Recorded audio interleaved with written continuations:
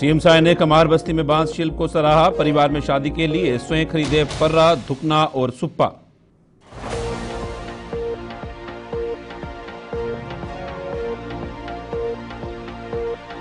सुशासन तिहार के तहत किए जा रहा समस्याओं का निदान। बलौदा बाजार में मुख्यमंत्री विष्णुदेव साय खुद सुन रहे समस्याएं।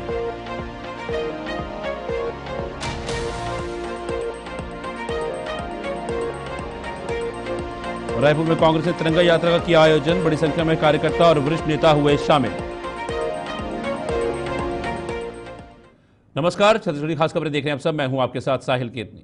प्रदेशव्यापी सुशासन तिहार के तहत मुख्यमंत्री विष्णुदेव साय बलौदा बाजार भाटापारा जिले के कसडोल विकासखंड स्थित विशेष पिछड़ी जनजाति क्षेत्र बलदगा कछार पहुंचे। यहां उन्होंने बरगद के नीचे चौपाल लगाकर ग्रामीणों से आत्मीय संवाद किया और योजनाओं के क्रियान्वयन की जमीनी हकीकत जानी।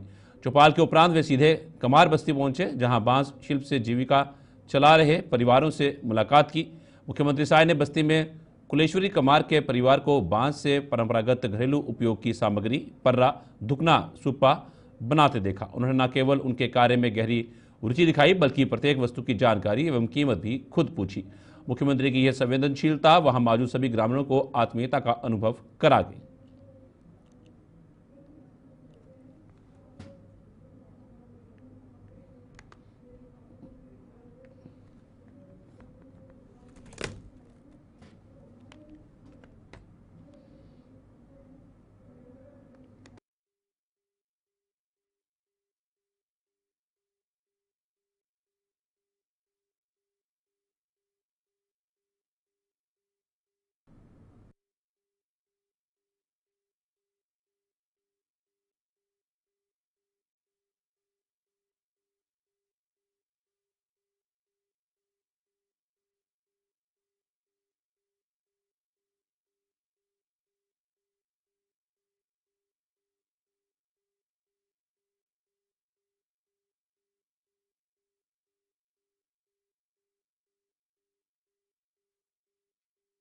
विष्णुदेव साय बलौदा बाजार जिला पहुंचे, जहां उन्होंने स्थानीय आमजनों से संवाद स्थापित किया। इस अवसर पर उन्होंने अपनी सरकार की उपलब्धियों पर चर्चा की और बताया कि कैसे उनकी सरकार ने प्रधानमंत्री नरेंद्र मोदी की गारंटी के वादों को सफलतापूर्वक पूरा किया।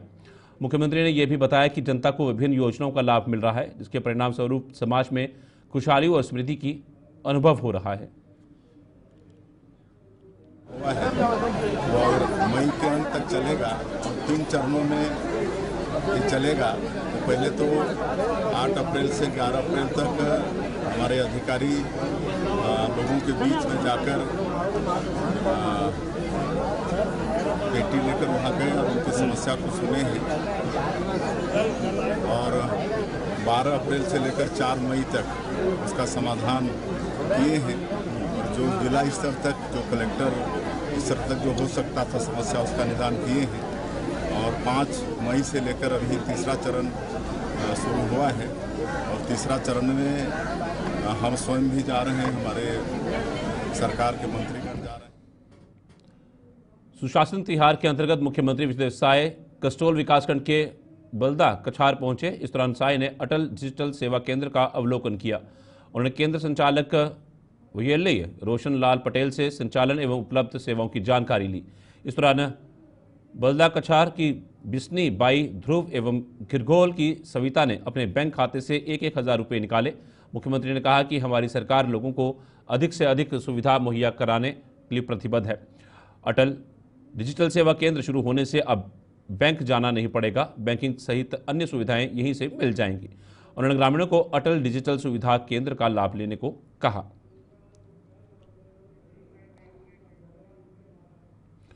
सुशासन तिहार के अंतर्गत मुख्यमंत्री विष्णुदेव साय ने ग्राम पंचायत मंडेली के विकास के लिए कई सामर्थ्य बढ़ाने वाली योजनाओं का उल्लेख किया। इस उपक्रम के तहत ग्राम पंचायत मंडेली में नागरिकों की जीवन गुणवत्ता को बेहतर बनाने के उद्देश्य से कई परियोजनाओं की योजना बनाई गई है। ग्राम पंचायत मंडेली में 132 केवी सब स्टेशन और विद्युत लाइन के लिए 75 करोड़ रुपए दिए जाने की घोषणा की। वहीं राजिम से छूरा सड़क 43 किलोमीटर सड़क चौड़ीकरण के लिए 147 करोड़ रुपए दिए जाने की घोषणा की। आज आए हैं यहाँ तो बड़े बड़े काम के घोषणा होना चाहिए। याद रहे जनता ला की मतलब मढ़ेली के समाधान शिविर में आए रही तो काम ला दे रही है कि नहीं। तो आप मन के मढ़ेली में 132 केवी के सब स्टेशन बनी और बिजली लाइन एकर ले कितना लागी 75 करोड़ है ना। 132 केवी सब स्टेशन और बिजली लाइन एकर लागत है 75 करोड़। तो मैं आज 75 करोड़ के घोषणा करत हूं। और राजिम से छुरा बेलकुटरी होते हुए चौड़ीकरण, और ये बहुत पुराना आप मन के मांग चलत है, ये 43 किलोमीटर है और एकर लागत है 147 करोड़। कितना? 147 करोड़। तो आज मैं 147 करोड़ रुपया रोड के मतलब चौड़ीकरण के भी मैं घोषणा करत हूं। तो आज कुल मिला के आप मन के इस समाधान शिविर में 225 करोड़ रुपया की घोषणा होगी। लेकिन आज आए हैं यहाँ तो बड़े बड़े काम के घोषणा होना चाहिए।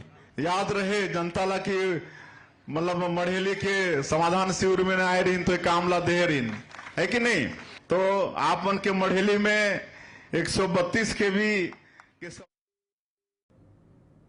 मुख्यमंत्री विष्णुदेव साय प्रदेश व्यापी सुशासन तिहार के अंतर्गत बलौदाबाजार भाटापारा जिले के विकासखंड कस्टोल के विशेष पिछड़ी जनजाति कमार बाहुल्य ग्राम बलदा कछार पहुंचे। उन्होंने मोर गांव मोर पानी महाअभियान के अंतर्गत जल संचयन के लिए जल संचयन वाहिनी द्वारा निर्मित किए जा रहे सोख्ता गड्ढे का अवलोकन किया। इस दौरान उन्होंने स्वयं निर्माणाधीन सोख्ता गड्ढे में ईंट जुड़ाई की। पानी बचाने के लिए जल संचयन वाहिनी के कार्यों की सराहना करते हुए मुख्यमंत्री ने कहा कि जल संकट से बचने ऐसे प्रयास आवश्यक हैं।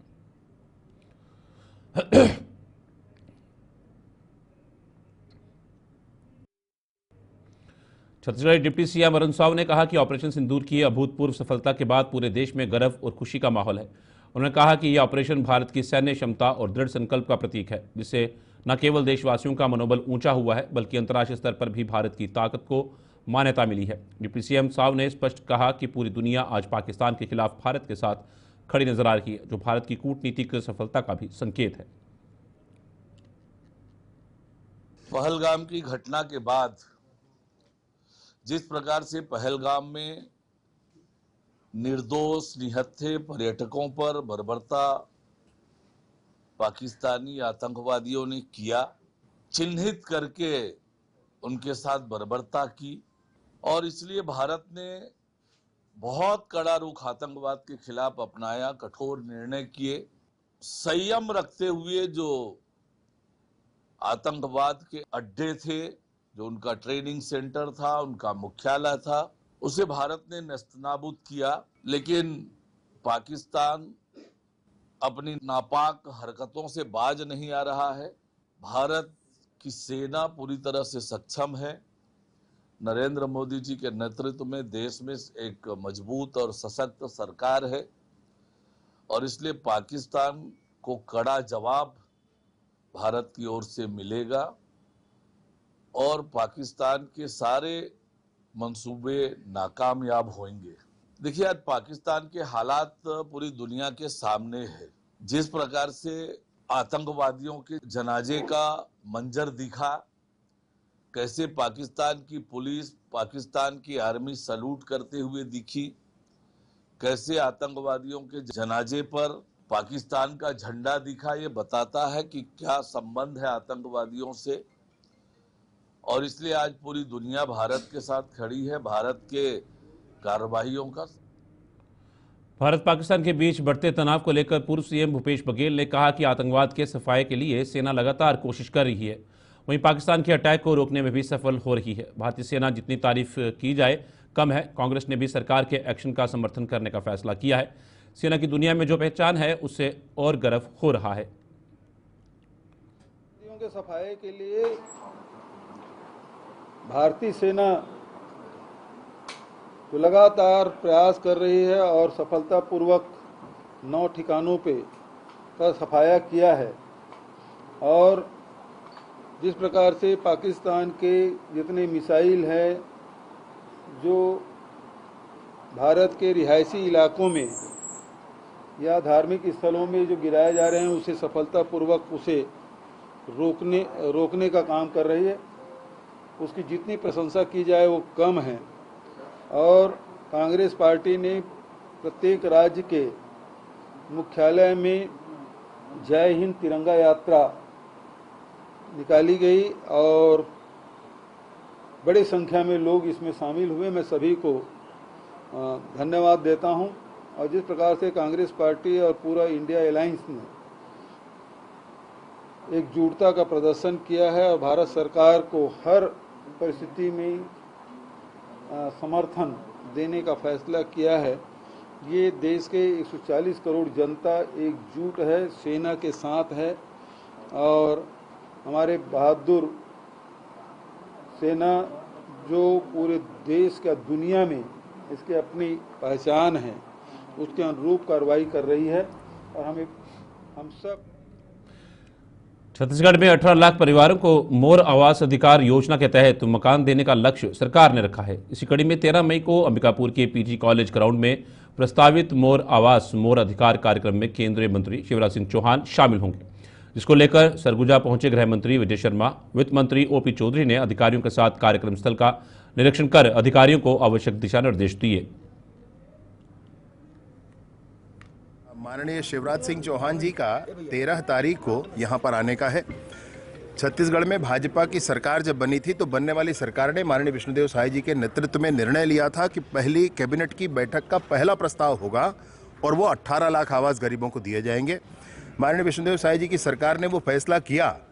वित्त मंत्री महोदय माननीय ओपी चौधरी जी ने खुले हाथों से कहा कि गरीबों के आवास के लिए जितनी राशि की जरूरत होगी वो राशि दी जाएगी और कुल मिलाकर लगभग 2100 करोड़ की आवश्यकता है और वो सरकार के द्वारा व्यवस्था की गई है। बजट में चौधरी जी उसको लेकर आए हैं और उसके साथ ही गरीबों का ये आवास, जिसके लिए भाजपा ने जनता के साथ मिलकर बड़ा संघर्ष किया था, मोर आवास मोर अधिकार इस नाम से, वो आज पूरा होने वाला है। इस बार जब वो आएंगे तो पहले 2,47,000 वो आवास जो पिछली सरकार ने नहीं दिए थे, उसके बाद 8,47,000 एक आवास और मिला, उसके बाद 3,03,000 एक आवास और मिला और 3 लाख से अधिक आवास देने अभी आ रहे हैं। कुल मिलाकर जब हम गणना करेंगे एक और इसमें आंकड़ा जुड़ता है तो 18,12,000 आवास की तरफ हम पहुंच जाते हैं। इस बार इतना ऐतिहासिक ये कार्यक्रम है जिसमें 2011 की सर्वे सूची के पूरे आवास देने के बाद आवास प्लस की पूरी सूची खत्म हो जाएगी। मतलब आवास के लिए प्रतीक्षारत कोई सूची छत्तीसगढ़ में शेष नहीं होगी।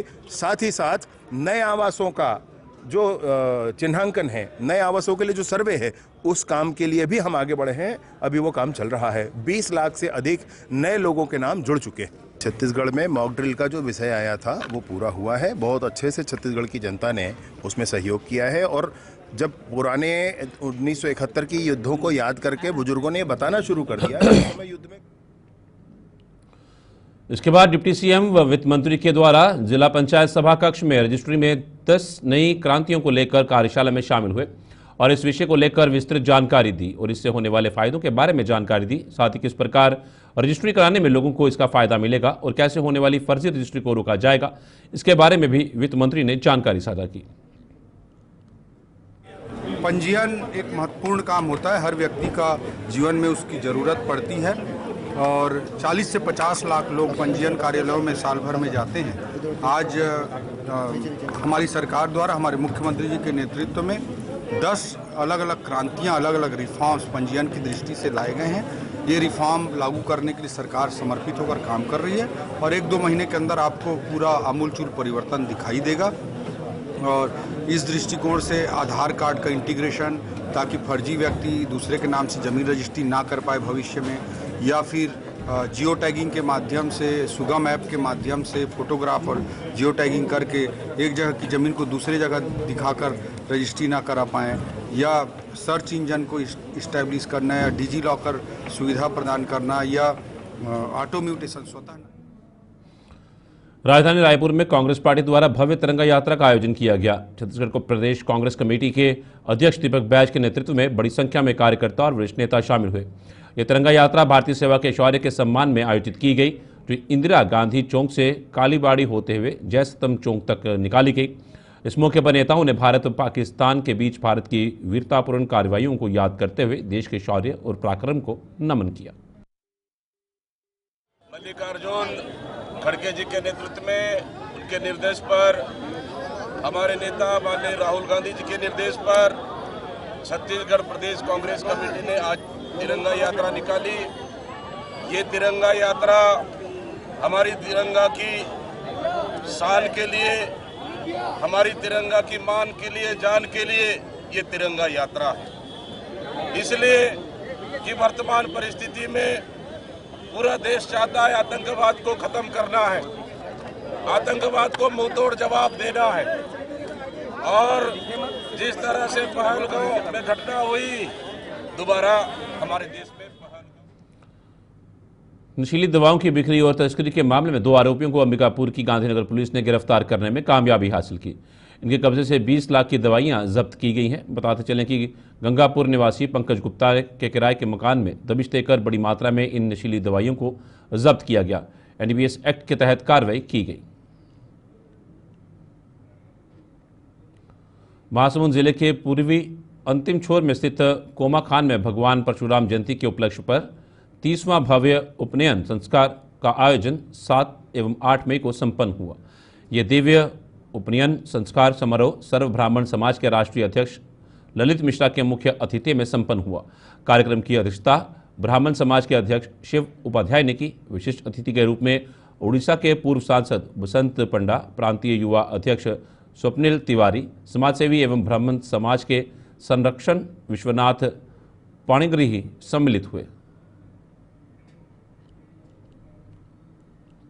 भिलाई के जामुल ग्राम मुड़पार में युवक की हत्या करने का मामला सामने आया है। बताया जा रहा है कि मृतक सचिन यादव शराब के नशे में धुत डंडा लेकर पुरानी रंजिश का बदला लेने पहुंचा था, लेकिन नाबालिग ने उसी डंडे से पीट कर युवक की हत्या कर दी। फिलहाल पुलिस ने आरोपी नाबालिग को हिरासत लेकर पूछताछ शुरू कर दी है।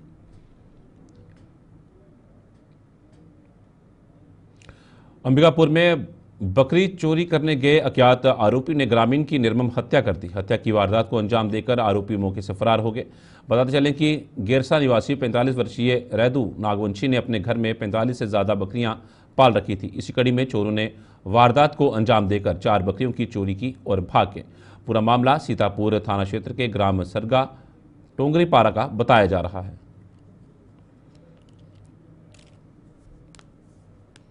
छत्तीसगढ़ी खास खबर में फिलहाल इतना ही। दीजिए इजाजत। नमस्कार।